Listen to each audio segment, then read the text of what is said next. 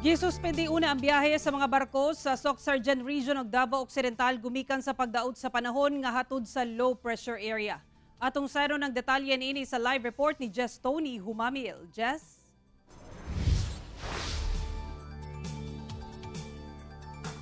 Sara gidid ansab ang mga mananagat nga maglawig sa kadagatan ilabi na kadtong gagmay nga bangka ang gamit.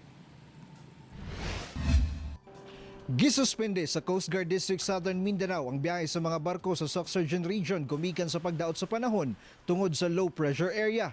Suspendido sab ang biyahe gikan Balot paadtog Balangunan sa Bad Santos, Davao Occidental, ingon man sa General Santos City ug vice versa.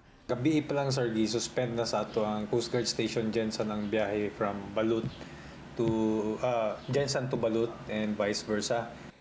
Gididaan sab sa Coast Guard District Southern Mindanao ang mga mananagat sa rehiyon nga dili una magpalawod gumikan sa dili maayong dagan sa panahon hatod sa low pressure area.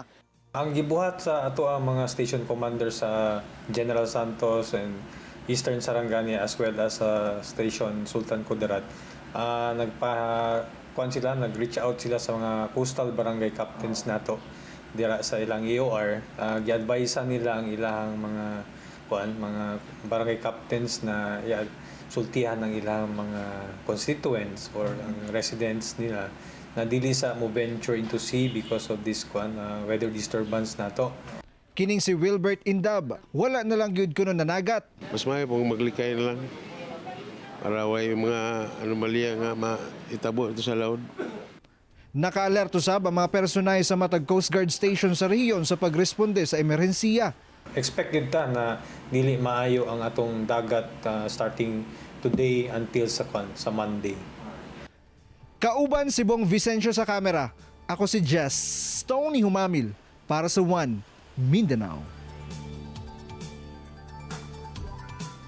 Sara dugang pasab sa buhatan nga kung dili kuno kalikayan nga managat, pahibaloon ang ilang barangay kapitan aron nga mamonitor sila. Apan mas labing maayo kuno nga dili na lang gyud kuno managat aron balikay sa peligro. Sara. Okay, dagang salamat, Jess Tony Humamil.